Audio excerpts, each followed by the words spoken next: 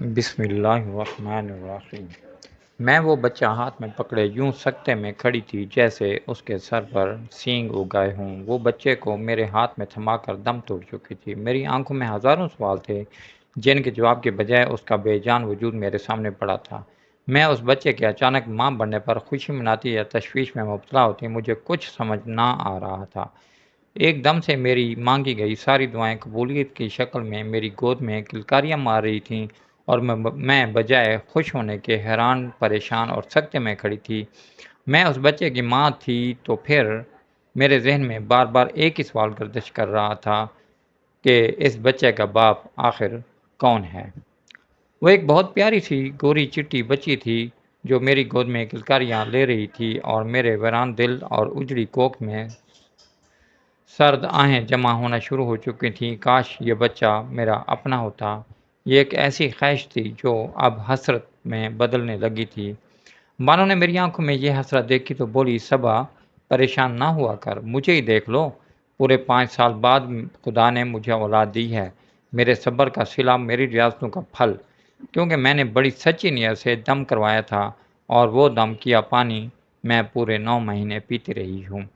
دیکھو تو صحیح، اس اللہ والی کے طفیل سے میرے گھر میں بھی رحمت اتر آئی ہے، اور تیری کوکھ بھی ضرور ہری بھری ہو جائے گی۔ بس تو یقین اور بھروسے کے ساتھ ایک بار میرا کہنا مان اور اس اللہ والی سے دم کروا لے۔ وہ جو بھی تعویذ دے چپ چاپ اسے پیٹ پر باندھ لینا، اور یقین کو ڈگمگانے مت دینا، کیونکہ سارا کھیل یقین کا ہی تو ہے۔ میں اس کی طرف بے یقین سی نظروں سے دیکھ رہی تھی۔ سارا کھیل اس یقین کا ہی تو ہے، اور یہ یقین ہی تو مجھے نہیں ملتا۔ نہ جانے کیوں میں اپنی ہی دعاؤں کی قبولیت پر شک میں پڑنے لگتی ہوں، اور بانو تو پھر کسی کا دعا کرنے کا بول رہی تھی۔ بھلا یہ کیسے ممکن ہے کہ کسی کی دعا اور دم تعویذ کرنے سے میرے 7 سال کا مسئلہ چٹکیوں میں حل ہو جائے؟ ایسا تو ممکن نہیں ہو سکتا، اور یہی شک ہی تو مجھے کسی کی چوکھٹ پر جانے نہ دیتا تھا۔ بانو بھی شاید میری آنکھوں کو پڑ گئی تھی، سرد آہ لے کر بولی، یہ تیرے بس کی بات نہیں ہے صبا، تیرے دل میں یقین ہی نہیں تو تجھے خاک ہوگا بچہ، اس لیے تو میں تجھے کوئی بھی مشورہ نہیں دیتی ہوں، تجھے سمجھانے کا کوئی فائدہ نہیں ہے، مگر مجھے یقین ہے کہ تجھے تب سمجھ آئے گی جب پانی سر سے اوپر گزر جائے گا۔ میں ایک دم چونک کر بانو کو دیکھنے لگی، جیسے اس کی بات کا مطلب نہ سمجھ پا رہی ہوں۔ وہ میری نظروں میں پڑے سوال پر بولی کہ دیکھ صبا، ایک مرد کو ایک عورت ہی مکمل کرتی ہے، مگر عورت کا وجود تب مکمل ہوتا ہے جب وہ ماں بن جاتی ہے۔ اب تو خود سوچ لے کہ ایک ادھوری عورت ایک مرد کو کیا خاک مکمل کرے گی؟ شاہ زیب کب تک تیرا انتظار کرے گا؟ ایک نہ ایک دن وہ تیرے سر پر سوتن لے آئے گا، اور تو دیکھتی رہ جائے گی۔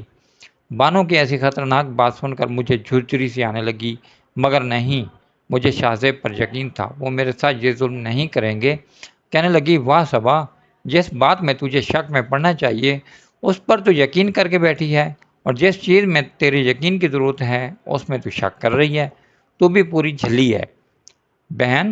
مرد کی پر کسی عورت کے معاملے میں یقین کرنا ایسا ہی ہے جیسے اپنے سر میں جوتے مارنا۔ مرد کی فطرت تتلیوں جیسی ہوتی ہے، وہ کبھی بھی ایک پھول کے رس پر گزارا نہیں کرتا، ادھر ادھر منڈلاتا ہی رہتا ہے۔ اوپر سے اس کے پاس بہانہ بھی ہے کہ تو کون سا اسے بچہ دے گی، دیکھنا کسی روز وہ تیرے سر پر بم گرائے گا ہی۔ بانو اتنے وسوخ سے کہہ رہی تھی جیسے اس نے مرد کی نیچر پر پی ایچ ڈی کر رکھی ہو، اور میں برا سا منہ بنا کر وہاں سے اٹھ آئی تھی۔ شاہ زیب مجھ سے بہت پیار کرتے ہیں، وہ میرے ساتھ یہ نہیں کریں گے، اور ویسے بھی جس چیز پر میرا اختیار ہی نہیں، اس معاملے میں مجھے سزا کیوں ملے گی؟ مگر بانو شاید سچ ہی کہتی تھی کہ اس نے مرد کی فطرت پر واقعی پی ایچ ڈی کر رکھی تھی، اور میں اناڑی تھی کہ میری ناک کے نیچے یہ کیا کھیل کھیلا جا رہا تھا۔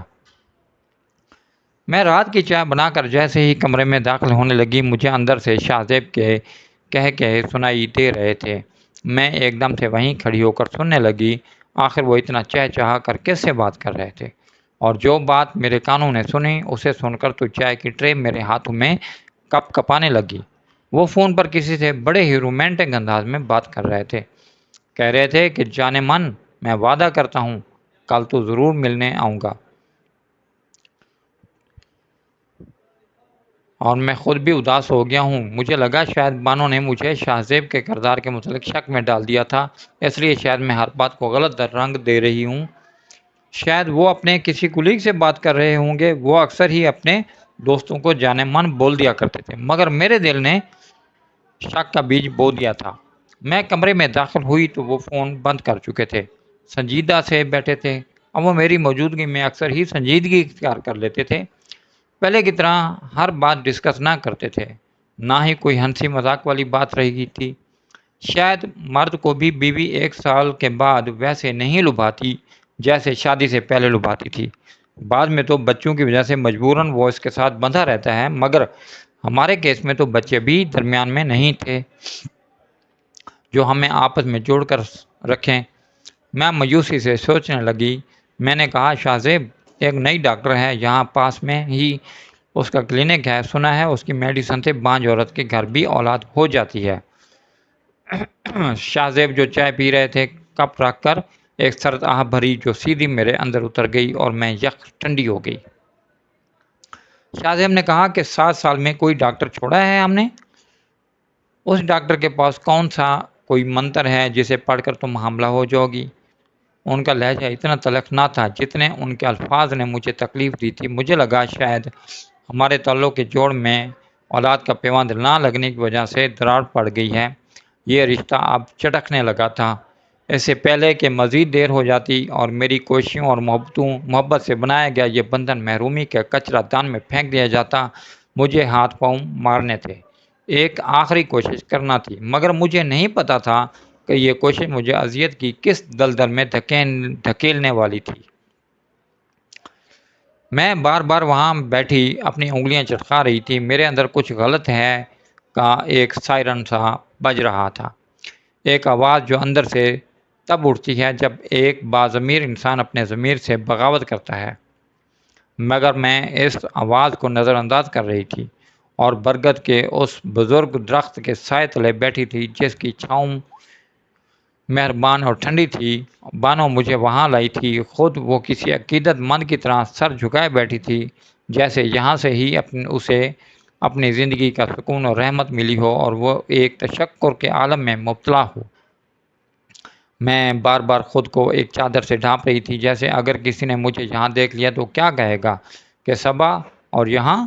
اتنے میں وہ دور سے آتی دکھائی دی۔ اس کا حلیہ دور سے دیکھنے پر ایسا تھا جیسے اتنے دنوں سے وہ نہائی نہ ہو۔ پھٹے پرانے کپڑے اور ان پہ جمی میل مجھے دور سے ہی دکھائی دینے لگی، اور جب وہ سامنے آئی تو ایک ناگوار سی بو میرے نتھروں سے ٹکرائی۔ میں نے بے اختیار چادر کو ناک پر ٹکا لیا، یوں ظاہر کیا جیسے میں پردے میں ہوں اور اسے محسوس بھی نہ ہو کہ میں اس کے وجود سے اٹھنے والی بدبو سے ناگواری محسوس کر رہی ہوں۔ وہ کوئی 30 سے 35 سال کی عورت تھی، مگر اس نے اپنا حلیہ ایسا بنا لیا تھا جیسے 50 اور 60 کے درمیان ہو۔ اس کے بال یوں تھے جیسے ان پر سفیدی کی گئی ہو، کیونکہ اس کا چہرہ جوریوں زدہ نہ تھا، وہ جوان دکھتا تھا، مگر وہ اتنا میلا تھا کہ یہ اندازہ کرنا مشکل تھا کہ وہ ایک خوبصورت چہرے کی مالک ہے یا بدصورت۔ اس نے ہاتھ میں موٹے موٹے دانوں والی تصویر تھام رکھی تھی جس کے من کے وہ بغور مجھے دیکھے گرائے جا رہی تھی۔ بانو تو اس کے آتے ہی تعظیم میں کھڑی ہو گیا اور بے اختیار جھک کر اس کے ہاتھ چوم ڈالے، اور میں شش و پنج میں پڑ چکی تھی کہ کیا مجھے بھی اولاد کے لیے یہ سب کرنا پڑے گا؟ میں ابھی فیصلہ نہیں کر پا رہی تھی کہ اس نے میری مشکل آسان کر دی اور مجھے وہاں مٹی اور اینٹوں سے بنے چبوترے پر بیٹھنے کا اشارہ کیا جو برگد کے درخت کے سائے تلے تھا۔ بانو بھی اس کے بیٹھنے کے بعد وہاں بیٹھ گئی، مگر اس سے پہلے کہ بانو کچھ بولتی اس نے کہا کہ صبا نام ہے نا تمہارا، اور تمہیں یہاں اولاد کی جو میرے در پر لے کر آئی ہے، جا راضی ہو جا، تیرے لیے خوشیوں کی نوید سنائی جا رہی ہے، بس تو انتظار کر اور پھر دیکھ کہ کیسے معجزہ ہوتا ہے، تیرے بے چین دل پر کیسے نعمتوں کی بارش ہوتی ہے۔ بس اپنے دل میں یقین رکھ اور یوں سمجھ کہ تیری کایا پلٹ گئی ہے، کیونکہ تو میرے در پر آئی ہے اور جہاں سے کوئی بھی خالی ہاتھ نہیں جاتا۔ مجھے اس کی آخری بات اتنی بری لگی کہ میں بے اختیار وہاں سے اٹھ گئی۔ بانو ہڑبڑا کر میری طرف دیکھنے لگی، پھر اس فقیرنی سے بولی کہ صبا تھوڑی سی یقین کے معاملے میں کچی ہے، مگر مجھے یقین ہے کہ جب اس کی جھولی یہاں سے بھر دی جائے گی تو اسے بھی یقین آ جائے گا کہ آپ کتنی بڑی ہستی ہیں اور اللہ نے آپ کے ہاتھ میں کس قدر شفا رکھی ہے۔ وہ فقیرنی زیر لب مسکرا رہی تھی اور کچھ پڑھ بھی رہی تھی اور مجھ پر پھونک مار رہی تھی۔ میں جلد سے جلد یہاں سے جانا چاہتی تھی کیونکہ مجھے لگتا تھا کہ جیسے میں غلط جگہ پر آ گئی ہوں۔ میرا ضمیر مجھ سے چیخ چیخ کر کہہ رہا تھا کہ چلی جا یہاں سے اور اس رب سے جا کر مانگ جس سے مانگنے کے لیے تجھے کسی اور در پر جانے کی ضرورت نہیں ہے۔ وہ تو سیدھا دل میں آئی بات کو بھی سنتا ہے۔ پھر تم یہاں کیا کرنے آئی ہو؟ مگر پھر ایک دم سے میرے اندر سے آواز آئی کہ 7 سال سے خدا سے مانگ رہی ہوں۔ شاید خدا نے ہی مجھے اس کے پاس بھیجا ہے تاکہ یہ میرے لیے اس سے مانگ سکے، کیونکہ بعض لوگوں کی دعاؤں میں بڑا اثر ہوتا ہے۔ ان کی دعائیں خدا فوراً ہی سن لیتا ہے۔ میں تو گناہ گار سی بندی ہوں، بھلا میری وہ کہاں سنے گا، ورنہ اب تک سن نہیں لیتا۔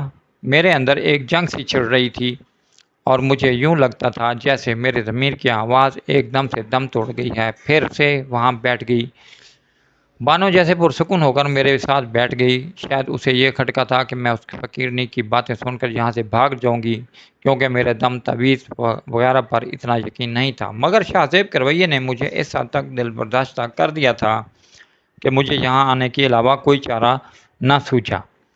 اس نے مجھے ایک تعویذ دیا اور کہا کہ اسے ہر وقت اپنے پاس رکھنا پورے 9 مہینے، پھر دیکھ کیسے معجزہ ہوتا ہے۔ میں نے کپ کپاتے ہوئے ہاتھ اسے وہ تعویذ تھام لیا، کیونکہ جب میں نے فیصلہ کر ہی لیا تھا تو پھر کبھات کیسی؟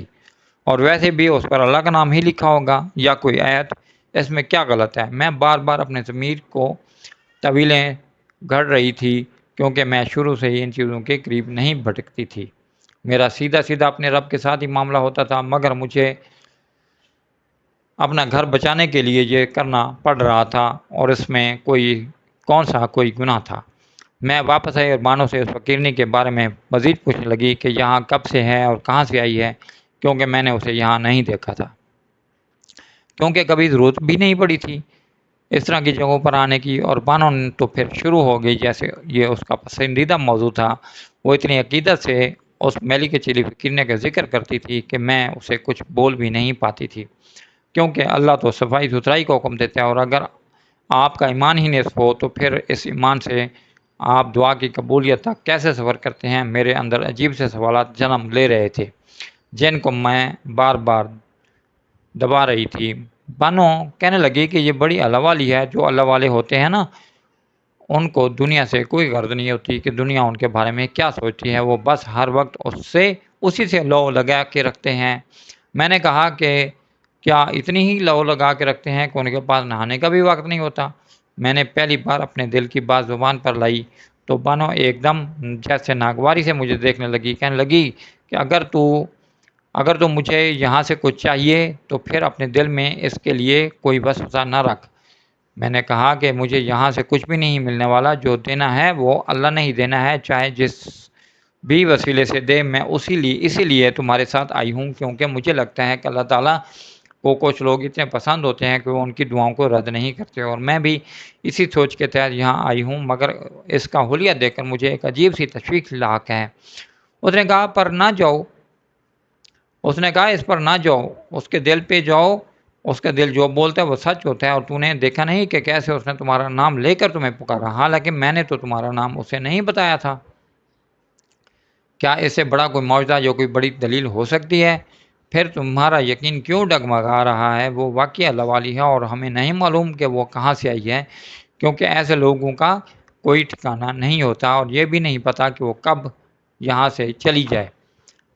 بس تو اپنے کام پر، اپنے مقصد پر توجہ دے، اس کے حلیے پر توجہ دینے کی ضرورت نہیں ہے، کیونکہ مجھے تو اللہ نے یہاں سے ہی شفا دی ہے، جیسے ہی مجھے رحمت سے نوازا ہے۔ میں اس معجزے سے کیسے انکار کر سکتی ہوں؟ تو بھی بس اپنے مقصد پر نظر رکھ اور کچھ بھی یہ نہ سوچ، اور یہ تعویذ کہیں گم نہ کرنا، اسے اپنے پاس سنبھال کر رکھنا۔ میں نے تعویذ کو مزید اپنی مٹھی میں دبا لیا۔ میں کچھ بھی اور نہیں سوچنا چاہتی تھی، کیونکہ بار بار شاہ زیب کی تلخی میرے اندر گھلتی جا رہی تھی اور میں اسے کسی قیمت پر کھونا نہیں چاہتی تھی۔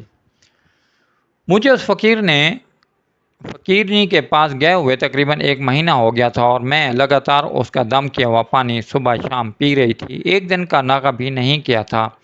میں نے محسوس کیا کہ شاہ زیب کا رویہ مجھ سے یکسر بدل چکا ہے۔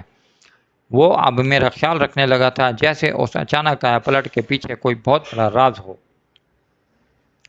جسے میں جان نہیں پائی، یا شاید اس دعا کی برکت ہو یا کوئی معجزہ۔ میں دل ہی دل میں خوشی بھی اور محسوس کر رہی تھی، کیونکہ ہماری شادی کو 7 سال کا عرصہ بیت چکا تھا، اور شادی کے ابتدائی سالوں میں تو شاہ زیب میرے ساتھ بہت اچھے تھے اور ہر بات مجھ سے شیئر کرتے تھے، مجھے اپنے آفس کی ہر بات بتاتے تھے، مگر پچھلے 2 سال سے ان کا رویہ مجھ سے بدل گیا تھا، اور اب اچانک پھر سے شاہ زیب ویسے بن گئے تھے جیسا میں ان کو بنا دیکھنا چاہتی تھی۔ میں اس خوشی پر اپنے رب کا شکریہ ادا کرتی تھی کہ اس نے شاید میری زندگی میں کوئی بہت بڑا معجزہ لانے کا فیصلہ کر لیا ہے، کیونکہ جو بھی تھا مجھے صرف اور صرف اپنے خدا پر ہی بھروسہ تھا کہ وہی میری اس مشکل کو آسان کر دے گا، اور وہی میری جھولی نعمتوں اور رحمتوں سے بھر دے گا، چاہے طریقہ جو بھی ہو، راستہ جو بھی ہو۔ اب میں اندر ہی اندر مطمئن ہونے لگی تھی، اور میرے اندر ایک کھٹکا سا تھا اس فقیرنی کو لے کر وہ دم توڑنے لگا تھا، مگر ابھی تک مجھے کوئی امید نہیں نظر آ رہی تھی۔ میں ہر مہینے ڈاکٹر سے چیک اپ کے لیے بھی جاتی تھی، مگر میرے حمل ٹھہرنے کے کوئی دور دور تک بھی آثار نظر نہیں آتے تھے، اور جب بھی میں اس فقیرنے کے پاس جاتی تھی وہ مجھے دیکھ کر مسکراتی اور کہتی کہ بس 9 مہینے انتظار کر لے، اس کے بعد دیکھنا کیسے معجزانہ اولاد ملے گی تجھے کہ تو خود حیران رہ جائے گی۔ اس کی باتیں بڑی پراسرار ہوتی تھیں، جنہیں سن کر میرے اندر اچانک سے بے چینی سی پیدا ہونے لگتی تھی۔ مگر پھر جب میں گھر جاتی تو شاہ زیب کا بدلا ہوا رویہ دیکھتی تو میں مطمئن ہو جاتی تھی۔ اگر شاہ زیب کا رویہ میرے ساتھ بدل سکتا ہے تو میری کوکھ بھی ہری ہو سکتی تھی۔ مجھے اب یقین آنے لگا تھا۔ میں بانو کے پاس جاتی تھی تو اب اس فقیرنی کے بارے میں تشویش کا شکار نہیں ہو رہی تھی، مگر وہ مجھے کسی گہری سوچ میں ڈوبی ہوئی لگتی تھی۔ میں اسے کہتی ہوں کہ کیا بات ہے بانو، تم ٹھیک تو ہو نا؟ کیا سوچ رہی ہو؟ کہنے لگی کہ نہیں، کوئی خاص بات تو نہیں، بس اس اللہ والی کی طبیعت آج کل خراب سی رہتی ہے۔ میں نے محلے کی عورتوں سے سنا ہے کہ جو اس کے بعد دم کروانے کے لیے جاتی ہیں کہ اب انہوں نے بھی جانا کم کر دیا ہے، کہتی ہیں کہ اس کی ذہنی حالت ہی اچھی نہیں ہوتی، آج کل وہ ہمارا کیا کام کرے گی؟ میں نے کہا بانو خیر تو ہے، آج تو تمہارا ایمان بھی اس پر سے ڈگمگا گیا ہے، کیونکہ اس طرح کی باتیں اگر میں کرتی تھی تو تم مجھے کاٹ کھانے والی نظروں سے دیکھتی تھی۔ بانو کہنے لگی کہ مجھے تو اس نے شفا دی ہے، اس کی دعا کی برکت سے میرے گھر رحمت آئی ہے، میں تو شک نہیں کر رہی، مگر میں ان محلے والی عورتوں کی باتوں کی وجہ سے پریشان ہو جاتی ہوں۔ وہ کہتی ہیں کہ آج تک ہمیں تو اس سے کوئی شفا نہیں ملی۔ میں ہنسنے لگی کہ کہا کہ تو ان عورتوں کی اتنی ٹینشن کیوں لے رہی ہے؟ میں آج کل خوش ہوں، کیونکہ شاہ زیب کا رویہ مجھ سے بہت زیادہ بدل گیا ہے۔ نہ جانے یہ دم کا تعویذ کا اثر ہے یا کہ میں خود بھی حیران ہوں۔ مجھے لگا تھا کہ شاہ زیب شاید اولاد کی وجہ سے ہی مجھ سے کھینچے سے رہتے تھے، مگر اب اولاد بھی نہیں ہو رہی اور وہ ایک دم سے میرے ساتھ بہت اچھے موڈ میں بات کرتے ہیں۔ بانو کہنے لگی کہ دیکھا، میں نے تم سے کہا تھا نا کہ وہ بہت بڑی اللہ والی اور پہنچی ہوئی ہے، اس کی دعاؤں میں بڑا اثر ہے۔ بھائی میں تو محلے کی عورتوں کی وجہ سے پریشان ہو رہی تھی، مگر اب تم نے مجھے خوش کر دیا، میرا یقین اب اور بھی زیادہ پختہ ہو گیا ہے۔ میں اسے کوئی جواب نہ دے سکی، کیونکہ اس سوال کا جواب میرے پاس بھی نہ تھا کہ اس کی یہ کایا پلٹ کی وجہ کیا ہے۔ اگر تب میں وہ وجہ جان جاتی تو شاید اپنے قدم پر کھڑا رہنا بھی میرے لیے مشکل ہو جاتا، کیونکہ یہ ایک بہت بڑی سازش تھی جو رچی جا رہی تھی۔ مجھے اسے دم کرواتے ہوئے تقریباً 5 ماہ ہو گئے تھے۔ ان 5 مہینوں میں شاہ زیب نے کبھی مجھ سے کوئی غصے میں بات نہیں کی تھی۔ وہ ایک دم کہ آج کل کہاں جاتی ہو، کیا کرتی ہو؟ میں نے کہا کہ ایک اللہ والی ہے کہ اس کے دم میں کہتے ہیں کہ بڑی برکت ہے، میں اس کے پاس جاتی ہوں، بانو ہی مجھے اس کے پاس لے کر جاتی ہے، مگر نہ جانے کیوں مجھے اس سے الجھن سی ہو جاتی ہے، گھن سی آتی ہے۔ کیا اللہ والے ایسے ہوتے ہیں جنہیں دیکھ کر دوسرے لوگ اپنے ناک پر ہاتھ رکھ لیں؟ شاہ زیب میری بات سن کر چونک سے گئے اور کہا کہ اگر تم اسے دم کروا رہی ہو تو پھر یقین کے ساتھ کرواؤ، ایسے کسی اللہ والے کے بارے میں کوئی بات نہیں کرتے، پکڑ بھی ہو جاتی ہے انسان کی۔ اور میں پہلی بار شاہ زیب کی بات سن کر چونکی تھی، کیونکہ شاہ زیب بھی میری ہی طرح کی سوچ رکھنے والے ہوتے تھے، اور اب ایک دم سے وہ کیسے بدل سکتے ہیں، ان کی سوچ کیسے بدل سکتی ہے؟ میں حیران رہ گئی، مگر میری یہ حیرانی بہت جلدی ایک گہرے صدمے میں بدلنے والی تھی، کیونکہ اس بار میں اس فقیرنے کے پاس گئی تو وہ نڈھال سی اس چبوترے پر لیٹی ہوئی تھی۔ میں کافی عرصے کے بعد اس کے پاس گئی تھی۔ وہ میری جانب دیکھ کر مسکرانے لگی۔ اس بار بانو میرے ساتھ نہیں تھی۔ میں نے اسے سہارا دے کر اوپر اٹھایا تو اچانک سے میں نے کچھ ایسی تبدیلی اس کے وجود کے اندر محسوس کی کہ میں سکتے میں آ گئی، کیونکہ اس کا پیٹ بڑا ہوا تھا اور وہ حاملہ تھی۔ یہ کیسے ممکن ہے؟ شاید میں غلط فہمی کے شکار ہوں، مگر نہیں، میں غلط نہیں ہو سکتی تھی۔ اس کی حالت چیخ چیخ کر مجھے بتا رہی تھی۔ تو کیا وہ شادی شدہ ہے؟ اگر ہے تو اس کا شوہر کہاں ہے؟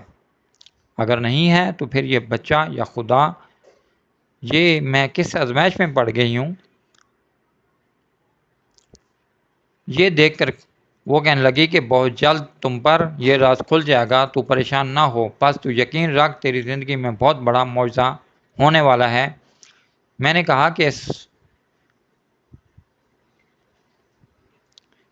کہ اس مرضے کا ذکر تم کب سے کر رہی ہو؟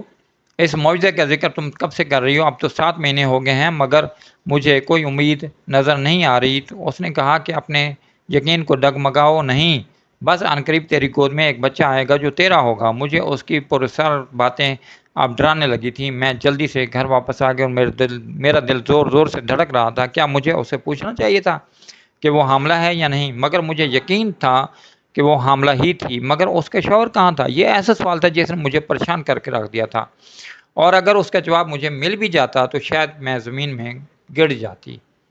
یہ شک صرف میرے ہی ذہن میں نہیں تھا، بلکہ محلے کی عورتوں کے درمیان چہمگوئیاں ہونے لگی تھیں۔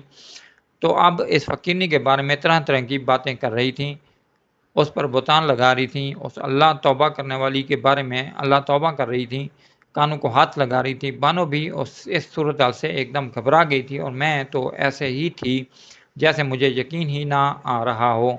میرا دل یہ بات تسلیم ہی نہ کر پا رہا تھا کہ وہ مجھے دم کرتے کرتے خود کیسے حاملہ ہو گئی۔ میں نے اب اس کے پاس جانا کم کر دیا تھا، کیونکہ جو بھی تھا مجھے اب واقعہ اس سے گھن آ رہی تھی۔